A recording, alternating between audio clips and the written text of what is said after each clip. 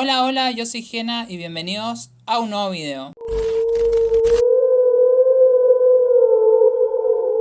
Hoy les traigo la parte 3 de historias perturbadoras con extraños que han contado sus propias experiencias en Reddit. Ahora sí, antes de comenzar con el video, no olviden de suscribirse acá en el botoncito rojo que se me dice subiendo mucho más videos. No olviden darle like, de activar la campanita si le llegan las notificaciones en mis próximos videos. Y ahora sí, vamos con estas historias perturbadoras. Los intrusos. Tenía 18 años, recién me había graduado de la preparatoria y como todavía no quería ir a la universidad, estaba trabajando para ahorrar dinero y poder comprar mi propio lugar. Vivía con mis papás y mi hermanita menor. Una mañana en la que no tenía que trabajar, decidí aprovechar para dormir hasta tarde, pero alrededor de las 8 me despertaron los ladridos desesperados del perro de mi vecino. Al principio me molesté hasta que recordé algo. Esos perros solo ladraban así cuando veían o escuchaban algo cerca de la puerta de mi casa. Pensé que mis papás o mi hermanas todavía estaban ahí y que se estaban yendo tarde, pero enseguida caí en la cuenta de que estaba completamente sola. Intenté convencerme de que los perros habían visto un gato y seguí con mi mañana. Me levanté, fui hasta la sala y empecé a abrir las cortinas para que entrara un poco de luz. Justo cuando abrí la última, levanté la vista y casi me da un infarto. Del otro lado de la ventana había un hombre vestido completamente de negro, intentando mirar hacia adentro al interior de mi casa. Por suerte, detrás de las cortinas había una tela traslúcida que permitía ver hacia afuera, pero hacía muy difícil que alguien desde la calle pudiera verme, así que me quedé completamente inmóvil, observándolo mientras él seguía tratando de mirar hacia adentro. Después de unos segundos que se sintieron eternos, dio un paso hacia atrás, sacó su celular y respondió una llamada. No pude escuchar todo lo que decía, pero alcancé a entender dos frases que me helaron la sangre. Apúrense, no hay nadie. En ese instante entendí que no estaba sola. Con las manos temblando, agarré mi celular. Ni siquiera pensé en llamar a la policía porque nunca había confiado demasiado en que llegaran a tiempo. En lugar de eso, llamé a mi papá. Le expliqué lo que estaba pasando y él salió inmediatamente hacia la casa. Mientras venía, me dijo que buscara el bate de béisbol que guardaba en el cuarto de mis padres y que siguiera pendiente de cualquier movimiento. Apenas unos minutos después, vi entrar un vehículo en la entrada de mi casa. Durante un segundo sentí alivio, creyendo que era mi papá, pero enseguida me di cuenta de que él manejaba un camión, no una camioneta gris. Mi miedo se multiplicó cuando vi bajar de la camioneta a 3 hombres más. Todos llevaban sudadera con capucha que les cubrían casi por completo el rostro. Cerraron las puertas del vehículo y comenzaron a caminar rápidamente alrededor de mi casa, como si estuvieran buscando la mejor manera de entrar. En ese momento sentí que estaba completamente atrapada. Intenté pensar qué podía hacer antes de que lograran entrar. Entonces recordé que en la entrada de la casa teníamos el panel de una alarma contra robos. Corrí hasta allí, la activé y para asegurarme de que sonara inmediatamente, pasé la mano frente a uno de los detectores de movimiento. La sirena comenzó a sonar con una fuerza ensordecedora, tanto dentro como fuera de la casa. Corrí hacia la ventana y vi exactamente lo que esperaba. Los 4 hombres salieron corriendo, se subieron a la camioneta y escaparon a toda velocidad. Me quedé observando hasta que desaparecieron por completo de la calle. Cuando el silencio volvió, me dejé caer en el sofá, todavía sujetando el bate con fuerza y temblando de los nervios. Pocos minutos después, escuché llegar el camión de mi papá. Salí corriendo, rompí en llanto y lo abracé como nunca antes. Hasta el día de hoy no sé quiénes eran esos hombres ni qué pensaban hacer. Lo único que sé es que si esa alarma no hubiera sonado cuando lo hizo, probablemente esta historia habría terminado de una forma muy distinta. Desde entonces reviso una y otra vez que todas las puertas y ventanas estén bien cerradas y nunca volví a sentirme completamente segura estando sola en mi casa.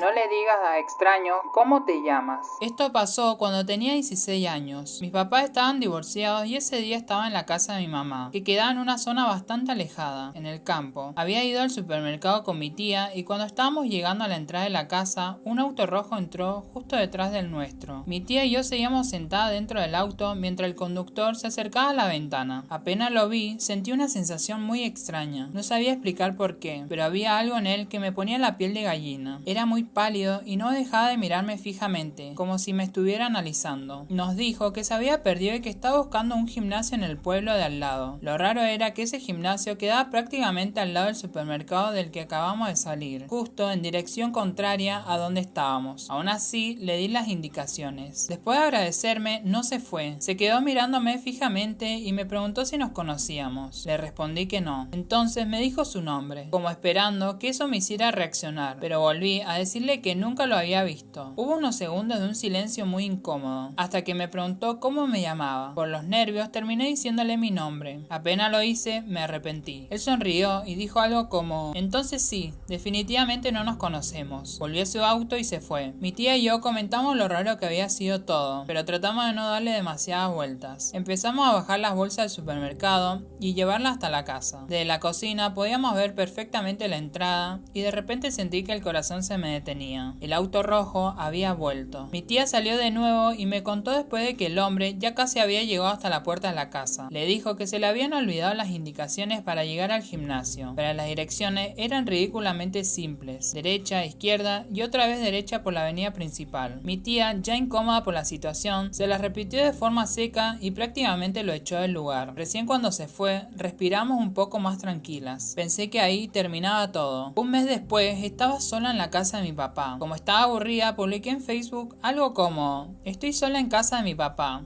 ¿Quién quiere venir a hacerme compañía? Mi perfil era público, algo de lo que hoy me arrepiento muchísimo. A los pocos minutos recibí un mensaje. Era él. Me preguntaba si quería que fuera a visitarme. Sentí un frío recorrerme todo el cuerpo. Lo bloqueé inmediatamente y le conté todo a mi papá. Él habló con un amigo suyo que era policía para averiguar quién era ese hombre. Lo que descubrieron fue todavía peor de lo que imaginaba. Ese hombre ya había sido expulsado de la universidad por acosar a varias personas. Además, tenía otras denuncias por acoso e incluso una orden de restricción en su contra. Ahí entendí que mi instinto no se había equivocado desde el primer momento. Un mes más tarde estaba estudiando con una amiga cuando empezó a contarme que un hombre llevaba tiempo acosando a su hermana mayor. Me describió varias situaciones y hubo una que me dejó helada. El hombre incluso había intentado sacar de la carretera al hermano de mi amiga para obligarlo a detenerse. Cuando logró que frenara, se bajó del auto y comenzó a caminar hacia ellos. Por suerte, el hermano aceleró y escapó antes de que pudiera acercarse. Mientras escuchaba la historia, sentí un nudo en el estómago. Cuando mi amiga me describió al acosador, supe enseguida que hablábamos de la misma persona. Ese mismo hombre que había aparecido en la entrada de la casa de mi mamá, que había averiguado mi nombre y que después me había encontrado por Facebook, llevaba tiempo aterrorizando a otras personas. Hasta el día de hoy, me alegra haber hecho caso a esa primera sensación de incomodidad. A veces, nuestro instinto detecta el peligro mucho antes de que nuestra cabeza pueda entender qué está pasando. El anuncio era falso y yo no lo sabía. Cuando estaba buscando mi primer departamento para independizarme, decidí buscar una compañera de piso por internet. Mi novio y yo llevamos muy poco tiempo juntos, así que todavía no queríamos vivir bajo el mismo techo. Un día encontré un anuncio en Craigslist que parecía perfecto. Decía que una chica de 23 años buscaba una compañera de piso, únicamente mujeres, porque no se sentía cómoda viviendo con hombres. La habitación costaba apenas $225 al mes, muchísimo menos de lo que solía costar alquilar en esa zona. Lo único extraño era que el anuncio solo tenía una foto del exterior de la casa. Le envié un correo preguntando si podía conocer el lugar y apenas media hora después recibí una respuesta. La supuesta inquilina me explicó que trabajaba hasta tarde y me pidió que pasara a las 8 de la noche. No me pareció raro en ese momento. Cuando llegué, lo primero que vi fue una nota escrita a mano pegada en la puerta principal. Decía: la puerta está rota, use la puerta trasera. Rodeé la casa y enseguida noté que el lugar tenía un aspecto bastante descuidado. El pasto estaba demasiado alto, había maleza por todas partes y las ventanas estaban cubiertas de polvo. Aún así pensé que quizás solo eran estudiantes que no tenían tiempo para mantener la casa. Golpeé la puerta trasera y quien me abrió no fue ninguna chica de 23 años. Era un hombre de unos 40 años, desaliñado, sin afeitar y con una apariencia que me hizo sentir incómoda al instante. Pensé que me había equivocado de dirección, pero él me sonrió y me dijo que era el propietario. Según él, la inquilina estaba trabajando y le había pedido que me mostrara la casa. Algo dentro de mí me decía que me fuera, pero no quería parecer maleducada. Entonces decidí entrar. Lo primero que me llamó la atención fue que solo había una luz encendida, la de la cocina. El resto de la casa estaba prácticamente a oscuras. Mientras caminábamos empecé a notar cosas que no tenían sentido. No había muebles, ni un sofá, ni una mesa, ni siquiera una silla. La casa estaba completamente vacía. El hombre respondía a mis preguntas con amabilidad, pero parecía impaciente. Cada vez que abría una puerta lo hacía apenas unos segundos antes de volver a cerrarla, como si no quisiera que mirara demasiado. Cuando llegamos a una de las habitaciones del pasillo, directamente se negó a abrirla, y en ese momento me dijo: esa es la habitación de la inquilina, no quiere invadir su privacidad. Mientras seguíamos caminando, levanté la vista hacia la entrada principal y vi algo que terminó de convencerme de que algo estaba muy mal. La puerta no estaba rota, estaba bloqueada con una tabla clavada desde adentro. En ese momento decidí que tenía que salir de ahí cuanto antes. Le agradecí por mostrarme mostrarme la casa y le dije que ya había visto suficiente. Pensé que simplemente me acompañaría hasta la salida, pero en cambio sonrió y me dijo que se había olvidado enseñarme una de las mejores partes de la propiedad, el sótano. Nos encontrábamos en un pasillo muy estrecho entre la cocina y la sala. Justo ahí estaba la puerta del sótano. Cuando la abrió, la puerta se abrió hacia afuera y quedó colocada entre él y yo, bloqueando prácticamente el camino hacia la salida. Abajo no había absolutamente ninguna luz, solo una escalera que desaparecía en la oscuridad. Él señaló hacia abajo, sonrió y dijo: primero las damas. Sentí un escalofrío recorrerme todo el cuerpo. No sé por qué, pero estaba completamente convencida de que si bajaba esa escalera no volvería a salir. Y entonces ocurrió algo que probablemente me salvó la vida. Mi celular vibró. Justo en ese mismo instante un auto estacionó frente a la casa. Sin pensarlo dos veces, levanté el teléfono y fingí que estaba respondiendo una llamada. Hola.